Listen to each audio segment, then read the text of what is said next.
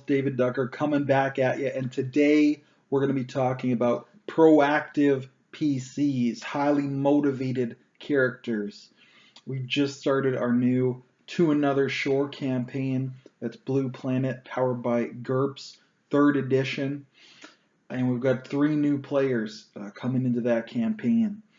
So of course we sat down and we talked to them about making a character, and they'd all made great characters. They're doing a great job, especially for being brand new to RPGs.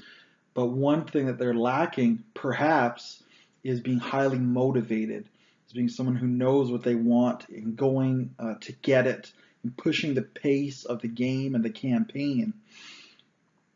And this is very important.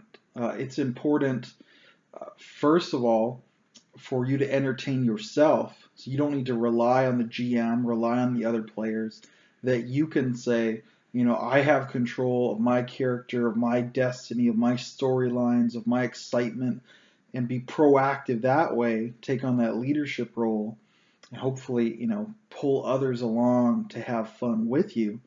So that's important. Secondarily, when you do this, though, and this is, for me, the primary reason, when you do this, you alleviate the burden of the GM. He doesn't have to push the pace because you're doing it. He doesn't have to write storylines because you're enacting storylines. He doesn't have to make plot hooks because hopefully you just told him ahead of time what your goals are. So you've given him those plot hooks. He doesn't have to make NPCs because you've made them part of your story. You can say, I want revenge on this man. Say, I need to recover something from that guy.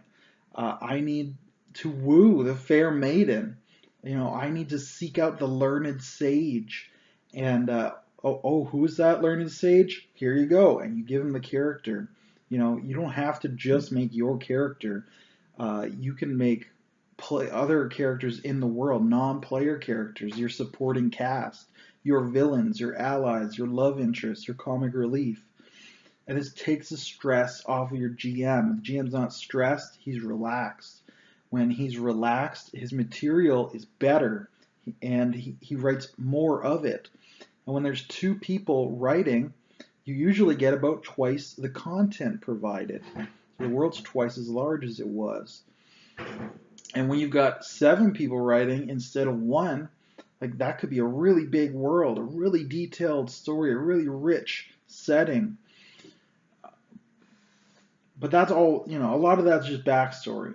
But the motivation is the storytelling skill, is pushing the pace. And that's alleviating the pressure from your GM at session, not between sessions helping him, but at session allowing him to rest, relax, look at his notes, grab a slice of pizza, whatever he's doing. So I just wanted to say that again. You know, I've said it in my storytelling video, in my generic character sheet video, but I wanted to do a dedicated video because this is a topic that's come up at our table. You know, I'll ask the players, what do you do on the ship? You're on a spaceship. What do you do? And they say, I don't know what I do. Okay, you don't know what you do. Who do you talk to on the ship? We've got the list of crewmen, officers, passengers. We've got everybody on the ship. Who do you talk to? Nobody. I talk to no one. Okay, you do nothing. You talk to no one. And we move on. And you might not get any more screen time. But if I go, you know, and that's one of the new guys because they haven't got a motivation. There's no reason for them to do anything beyond like a very basic one. But they don't have ambition. You know, they've got one thing they want to do, but they don't have 10 things. And the one thing they want to do isn't like a big thing. And that's usually the kind of character you can build a whole campaign around and alleviate the burden from the GM. If I go over to Josh, instead of one of the new characters, he can say, oh, I want to talk to the pilot. I want to talk to the navigator. You know, I need to make sure we go where I want us to go, and we don't take the dangerous route because I'm afraid of asteroids or whatever it is that he's afraid of. And I need to talk to them, make sure they understand this. And I need to, if they won't listen, I need to coerce them convince them. I need to have this whole scene, where I talk to them, where I explain the dangers that I'm afraid of and that everyone should be afraid of.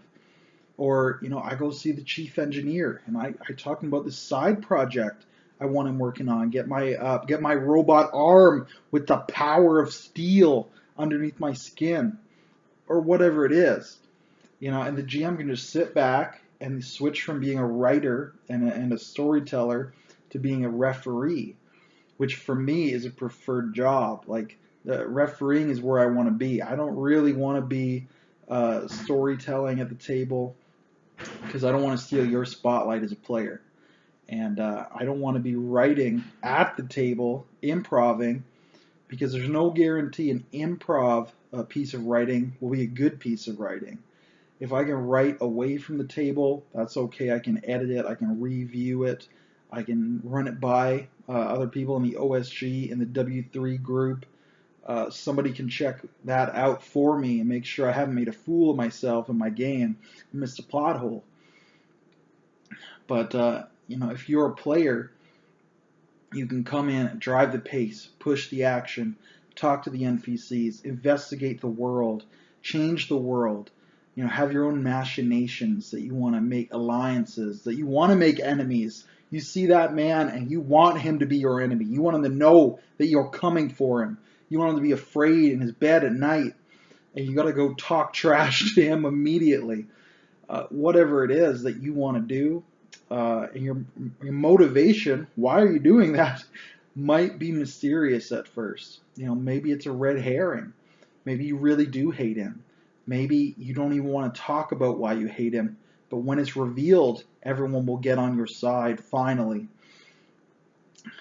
So again, it's just about being a leader at your table, being a storyteller, driving the plot, the action, being the engine inside the game that makes it pump. And that's tremendously important, and you need to build that into your character when you write him. A highly motivated individual with big plans, big ambition. So I just wanted to share that with everyone. Let me know when you've seen unmotivated characters, when it brought the game down. Let me know when you've seen highly motivated characters and it took over the game in a good way or in a bad way. I love the discussion going on in the comments section below. So let me know what you think about that. And I know some people have told me, oh no, the characters shouldn't be motivated because it'll get in the way of your railroad. And if you are running a railroad, then that might be true. But again, most of my advice is for sandbox, because the sandbox is easier on the GM, and I like to be an efficient GM. It's my code word for lazy. Do the least amount of work for the most results. Usually that means getting the players to do the work for me so I can sit back and relax. So I'm going to sign off now. Until I see you again, good day and good gaming.